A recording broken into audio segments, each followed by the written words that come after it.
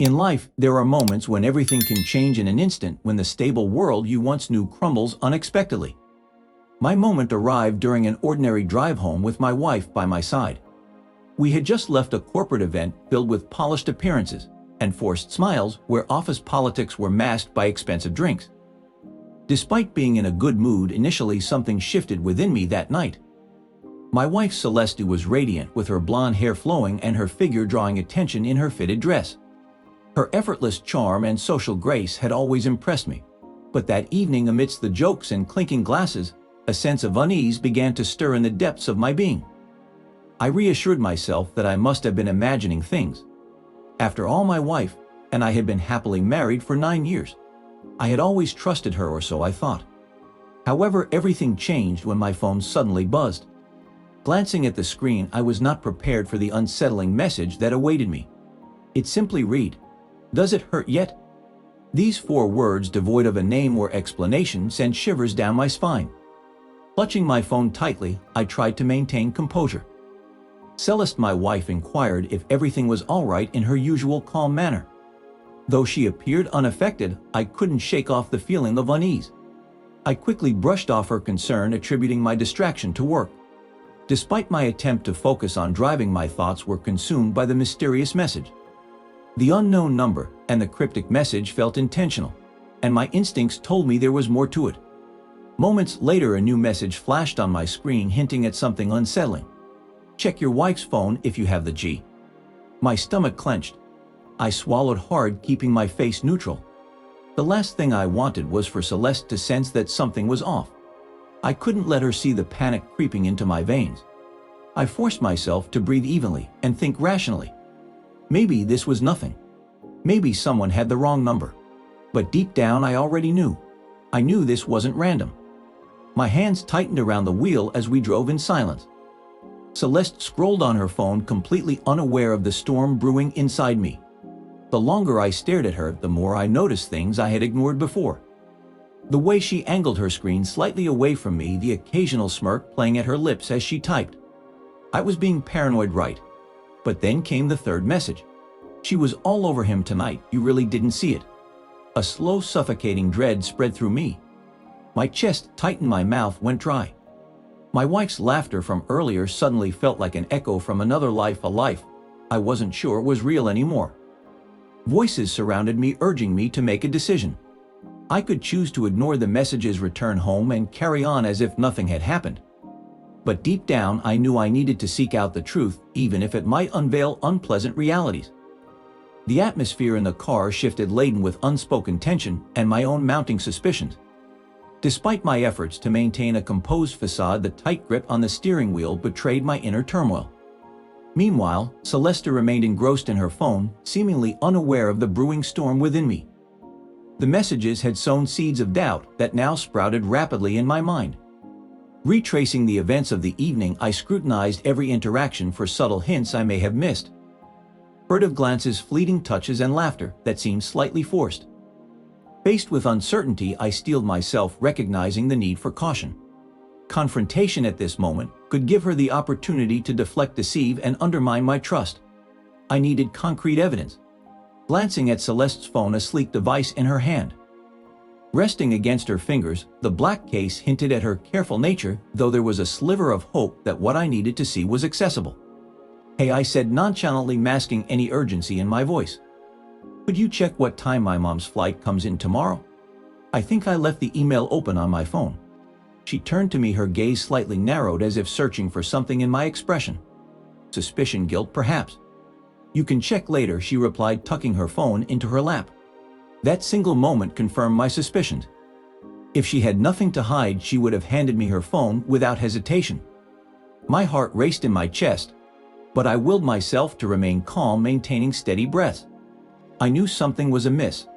I had to see her phone. Exhaling slowly, I continued to drive, my focus on the shadowed roads ahead. A plan began to take shape in my mind, daring and impulsive. I only needed to wait for the opportune moment. As we pulled into the driveway, Celeste let out. With a small sigh, she stretched her arms, completely oblivious to the turmoil brewing within me. "I need a shower," she declared, undoing her seatbelt. The place was sweltering. "Yeah, go ahead," I replied, maintaining a steady tone. Stepping out of the car, her heels clacked against the pavement as she vanished into the house. My muscles tensed as I observed her departure. The opportunity had presented itself. Waiting until the distant sound of the shower reached my ears, I slipped inside the house. My heart pounded in my chest as I swiftly navigated through the hallway and into the bedroom. Her handbag lay open on the nightstand. With only a moment's hesitation, I reached inside, feeling the smooth, cool surface of her phone. I had it. Turning on the screen, I was met with the lock screen. My mind raced. I had witnessed her input her passcode before, quick practiced movements that she never second-guessed. Though I had an inkling of the numbers, guessing wrong too many times would result in being locked out completely. Inhaling sharply, my hands trembled as I prepared to make my attempt. Trembling slightly, I entered the numbers I believed to be correct. The screen blinked and unlocked, causing my stomach to churn. I immediately opened her messages, scanning through the recent ones from various acquaintances. However, my heart sank when I came across a name that sent chills down my spine. Nathan. Clicking on the conversation, the messages that appeared left me feeling as though the ground had been pulled from beneath me. The words blurred as my vision darkened and my breaths became shallow and rapid. Gripping the phone tightly, my knuckles turned white as I read the shocking contents of the conversation. Nathan, my coworker, the same person I had seen at the recent event, had been engaging in a secret affair with my wife. The realization hit me like a ton of bricks. The water was still running in the bathroom, its sound muffled by the walls. She was unaware that I knew. Not yet. I faced a decision. I could ignore what I had seen, go to bed, and pretend everything was normal, allowing her to continue living her double life. Alternatively, I could confront her the moment she emerged from the shower, demand the truth, and witness her scramble for explanations. However, the intense anger simmering inside me made me realize that neither of these options would suffice. No, I needed something more. I needed a plan, and I needed it quickly. Standing in our dimly lit bedroom, I held Celeste's phone tightly as if it were a ticking bomb. My breaths were shallow, my heart racing. The messages on the screen seared into my mind, each one feeling like a fresh stab to my core. Throughout the night, she had been laughing with me, showing affection, all the while deceiving me. The person I had trusted for almost a decade had been engaging in covert exchanges, stolen touches, and whispers with Nathan. Just the mention of his name evoked a surge of emotions within me. A rush of anger swept over me as I tightly clenched my jaw, urging myself to remain composed. I knew I couldn't let my emotions get the best of me just yet. I needed to gather all the information first. The sound of the running shower indicated that I had limited time, perhaps only minutes. With a deep breath, I continued scrolling through their messages, searching for more clues. Then I stumbled upon a message from Celeste to Nathan hinting at a plan to stop hiding their relationship soon. The words sent a surge of discomfort through me. What did she mean by soon?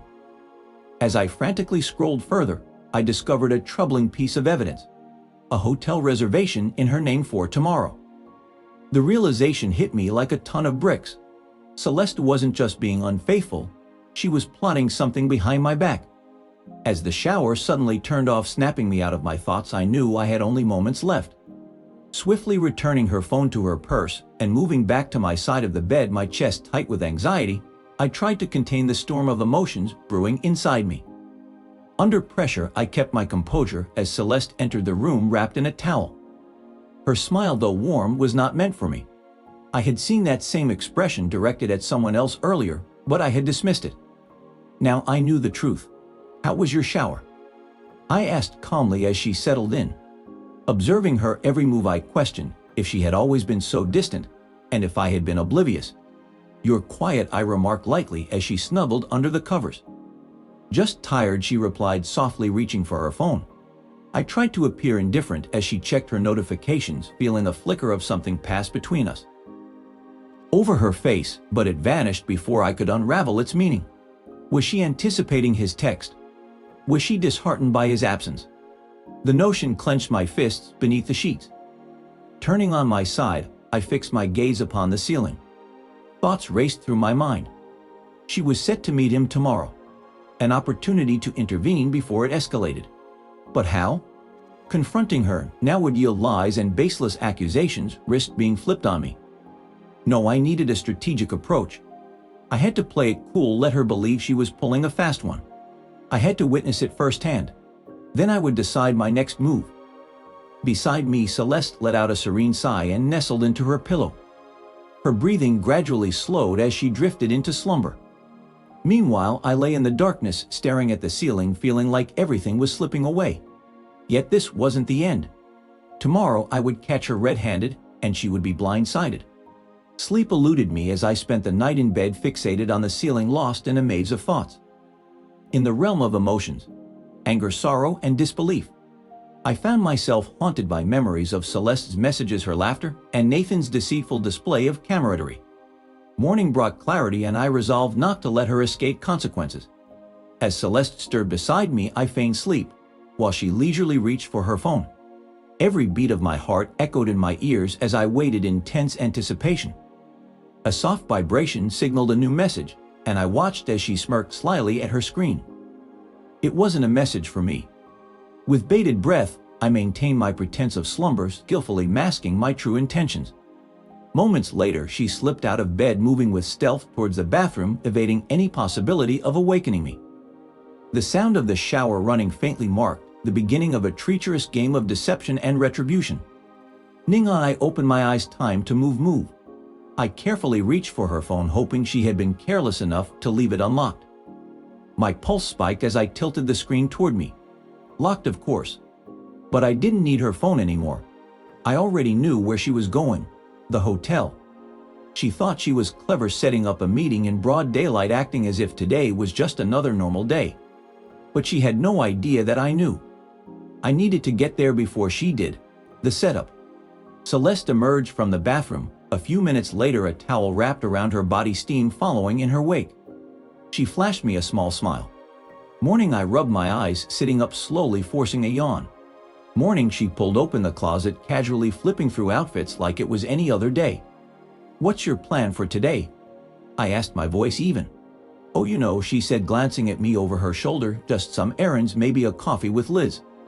Liz, her friend, her human alibi. I nodded, swallowing the bile rising in my throat. Sounds. Kind words. She offered me another smile, a false one, before proceeding to get dressed. Half an hour later, she kissed my cheek as if everything was normal, as if she wasn't on her way to meet someone else at a hotel. I'll be back later, she said, grabbing her purse. Love you. Her words felt like a blow. I watched her leave, the sound of her heels fading as she walked away, the car engine starting. I stood there in the ensuing silence, my hands clenched at my sides. This stops today. The confrontation at the hotel. I reached the hotel before her. It was a luxury establishment where people go when they want to remain unnoticed. I sat in the car watching the entrance, gripping the steering wheel so tightly that my knuckles turned white. Then precisely at 11:15 a.m. she arrived.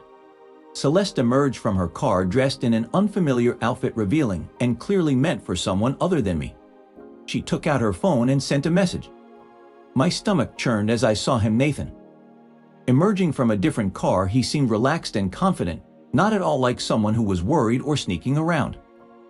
Unaware of my knowledge, they met near the entrance. She greeted him with a smile as he leaned in to whisper something in her ear. Her laughter and the way she touched his arm, just like she used to touch mine, made me clench my teeth and narrow my vision.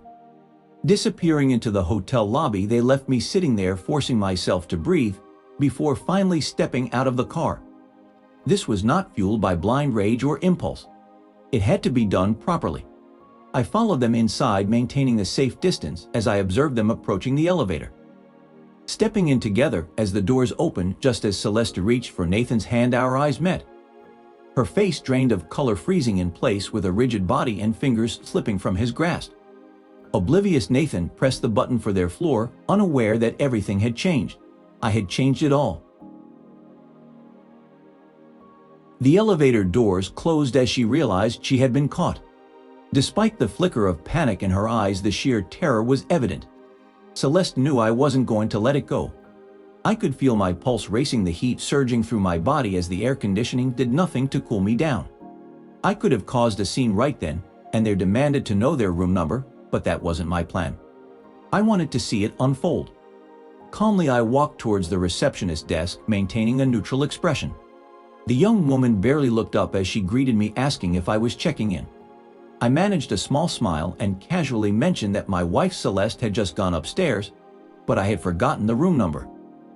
The receptionist's fingers swiftly typed on the keyboard as she checked in under Celeste's name. I pretended to chuckle as I explained to the man that I couldn't disclose guest room numbers due to privacy policies. He then inquired about sending a surprise gift to the room, suggesting a bottle of champagne. After discreetly slipping a bill onto the counter, I checked the system and confirmed the room number as Suite 1109. He thanked me and left, taking the stairs to reach the 11th floor. His determination was palpable as he stood at the end of the hallway, scanning the room numbers until he found 1109. As he heard voices and laughter coming from inside, he steeled himself for what was to come. With his phone in hand, he started recording, ready to gather the evidence he needed. I inched closer, my ear pressed against the door. Her voice reached me, soft, low, intimate. A version of her I thought I'd lost long ago. "You shouldn't have kissed me in the lobby," she giggled. Nathan's deep voice responded, "Couldn't help myself. You're irresistible." A silence hung heavy, broken only by a quiet moan. I clenched my jaw, my hands trembling not from fear or sadness, but from a deeper sense of betrayal that shook me to my core. As I captured every whisper, touch, and sound on my phone, it wasn't just for me. It was evidence that would shatter her world. Standing outside the hotel room, the ache in my chest went beyond heartbreak, turning into something colder. Despite giving Celeste my love, trust, and loyalty, there she was, entwined in sheets that weren't ours, longing for a man who wasn't me. With the proof in hand, I had a choice to make: to walk away and file for divorce. I could burn her world down with a few clicks of an email, but I wasn't ready to leave just yet. I wanted her to know exactly how badly she had messed up. My fingers hovered over the door handle. I wasn't going to burst and throw fists, scream accusations. No, that would be too easy. I wanted to see the fear in her eyes the moment she realized her perfect little lie had crumbled. I knocked. The noises inside stopped instantly. A second passed, then another. "Room service," I called, my voice steady. I heard scrambling footsteps, muffled whispers, then a soft, cautious, "Just a second." I stood motionless, listening as someone fumbled around, probably trying to cover up what couldn't be hidden. I imagined her pressing a finger to Nathan's lips, shushing him, fixing her hair, straightening her dress. The door cracked open just an inch. Celeste's face appeared, her blue eyes slightly wide, lips parted, and for a moment, just a brief, perfect moment, she didn't recognize me. She thought I was housekeeping. Then her entire body stiffened. Celeste's eyes widened, her throat catching as she swallowed nervously. I tilted my head, flashing her a small, icy smile. "Surprise," I announced. Color drained from her face as I effortlessly pushed the door ajar, realizing she had forgotten to lock it properly in her haste. Nathan stood near the bed, shirtless, his cocky expression frozen in disbelief. Celeste spun around, her hands shaking as she fumbled for words that never came. "Wait, I can explain. This isn't what it seems," she stammered. I chuckled, a cold sound filling the room. "Not what it seems." I entered slowly, savoring the moment. "Then what is it exactly?" Her mouth opened and closed soundlessly. Nathan tried to interject, but my sharp gaze silenced him at once. With deliberate precision, I whipped out my phone and pressed play.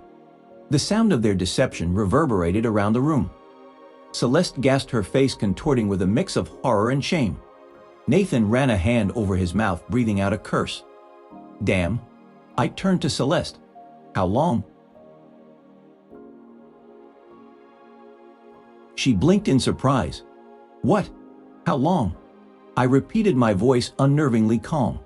"Have you been?" I hesitated, then continued, screaming behind my back. Her hands tightened into fists. She began. "It's not. Don't lie." She exhaled shakily. "A few months," she admitted. I nodded slowly, feeling the sharp stab of pain in my chest. "Months," I muttered. Nathan suddenly looked down, appearing engrossed by his bare feet. I let the silence hang heavy between us, allowing the weight of her confession to sink in. Then I chuckled quietly, shaking my head. "You really thought you could get away with this?" I questioned.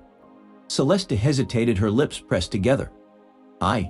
She started. "It just happened. We never meant to." "You booked a hotel, Celeste," I said, my voice dropping lower. "You meant every bit of it." Her eyes filled with feigned tears, but they no longer deceived me. I put my phone away, taking a deep breath. "You know what?" I stated, looking directly at her. "I'm not even angry." She blinked, taken aback. "You're not?" she asked. I smiled, though it wasn't meant for her. "No," I said, "because I'm done with you." The finality in my voice caused her to flinch. I turned to Nathan, signaling the end of our conversation. At the sight of Nathan's defeated expression, I encouraged, "Have a good time, both of you," before making my way towards the exit. Celeste tentatively moved forward, and just as she implored me to wait, I hesitated in the doorway. Without looking back, I made my announcement. "The divorce papers will be sent tonight." Celeste gasped, questioning my actions. With a smirk, I added, "Check your phone. The recording has already been shared with everyone we know." Her sharp intake of breath echoed as I left behind her shattered world. Not once did I glance back, ignoring Celeste's gasp, Nathan's muttered curse, or the frantic commotion as she scrambled for her phone to verify my actions. Walking down the hallway with a purposeful stride, a mix of anticipation and liberation pulsated within me. No more hesitation, no more uncertainty. I was finally unburdened. Stepping into the open elevator, I released a relieved sigh, ready for a new chapter to unfold. Leaning against the cool metal walls, my reflection in the mirrored panel revealed a hardened individual resembling someone who had endured the trials of war and emerged victorious. As the elevator doors sealed shut, Celeste's panicked voice echoed down the hallway, followed by Nathan's more composed yet angry tone. Steadily descending, I couldn't help but smirk at Nathan's misplaced confidence. The notifications on my phone began pouring in before I even reached the lobby, confirming the success of my plan.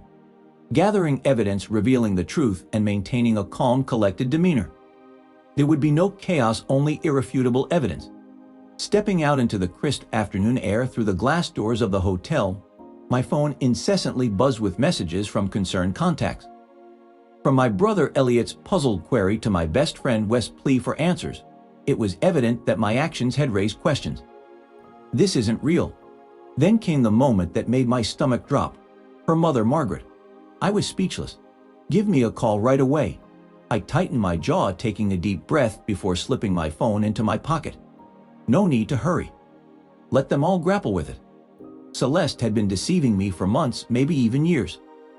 Now she had to face the consequences for the first time, the fallout. When I arrived home, the entire situation had already blown up. Friends, family, and even mutual colleagues had seen the messages, heard the recording, and Celeste. She was engulfed in the aftermath.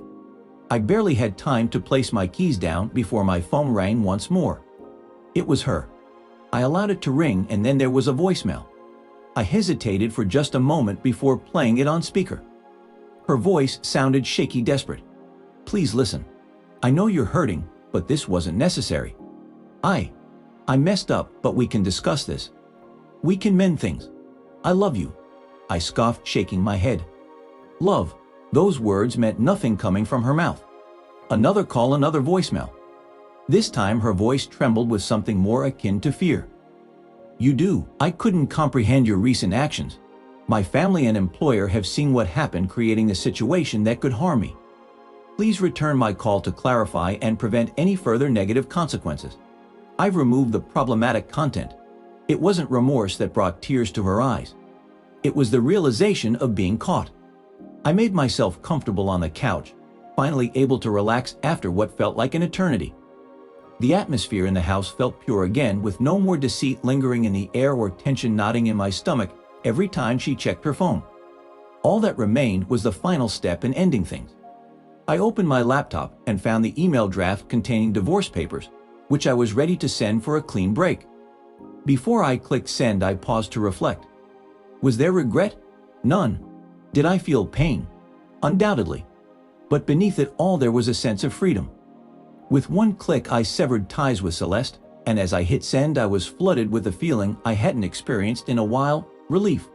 No more lies. No more doubts plagued my mind. No longer did I awaken each day questioning the authenticity of the person beside me. Celeste had forfeited her place in my life, and in that release I found newfound freedom. Throughout the evening, my phone incessantly buzzed with messages flooding in from friends, colleagues, and even some of her relatives. Reactions varied from shock to anger, with a surprising show of support from some. Wes wrote, "Dude, I had a gut feeling, but this is beyond anything I imagined. Good for you, you deserve better. Elliot commended, proud of you, man. Most guys would have avoided facing the truth, but you handled this with strength. Even her mother, following an initial outburst, reached out with unexpected remorse. Margaret, I don't know what to say. I raised her to be better than this. I'm truly sorry.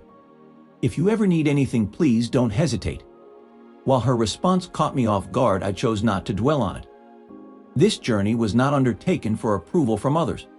It was a step I took for my own well-being. In the days that followed, a surreal atmosphere enveloped the house. Quieter and emptier, yet not in a negative way. For the first time for years, I had been free from the constant anxiety of walking on eggshells. No longer did I feel the urge to constantly check her phone, question her whereabouts, or analyze every little detail. I had moved past all of that. Instead, I focused on my work, my workouts, and reconnecting with those I had unintentionally drifted apart from during my marriage. It felt surprisingly liberating. A week after the hotel incident, Wes convinced me to join him for drinks. Initially hesitant, I eventually decided, why not? I deserved to celebrate this fresh chapter in my life. It was during this outing that I met Lena. Unlike Celeste, Lena didn't exude artificial charm or approach every interaction as a performance. She was genuine. Our conversation flowed effortlessly for hours, filled with laughter and shared stories. We bonded over the realization that neither of us were where we had initially envisioned ourselves at this point in life. For the first time in what seemed like an eternity, my thoughts were not consumed by Celeste. I wasn't harboring resentment or bitterness. That night, I was finally ready to embrace moving forward. It ended. Lena smiled at me, a smile that was meant just for me. And this time I smiled back, because my life wasn't over. It was just beginning.